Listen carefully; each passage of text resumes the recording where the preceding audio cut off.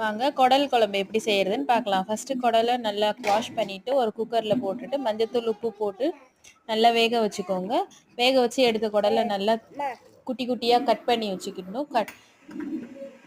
Cut பண்ணிட்டு அப்புறமா ஒரு குக்கர்ல ஸ்பைசஸ் எல்லாம் ஆட் பண்ணிட்டு வெங்காயம் தக்காளி வதங்குறது, கொஞ்சம் உப்பு போட்டு வதங்கினதும் இஞ்சி பூண்டு பேஸ்ட் போட்டுட்டு அது கொஞ்சம் நல்லா பச்சை ஸ்மெல் போனதுக்கப்புறம் மிளகாத்தூள், மஞ்சள் தூள், கொஞ்சமாக சீரகத்தூள், கொஞ்சமாக லைட்டாக சிக்கன் மசாலா இதெல்லாம் போட்டு அந்த பச்சை ஸ்மெல் போனதுக்கப்புறம் நல்லா வதக்கிட்டு நம்ம வேக வச்ச குடல் எடுத்து இதில் போட்டுட்டு உப்பு செக் பண்ணிவிட்டு வேக வச்ச குடல் தண்ணி எடுத்து அதில் போட்டு மூடி வச்சுடுங்க. மூடி ஒரு 3 விசில் விட்டு ஆஃப் பண்ணிவிட்டு ஓப்பன் பண்ணி கொத்தமல்லி தழை தூவி இட்லிக்கு சர்வ் பண்ணால் சூப்பரான குடல் ரெடி.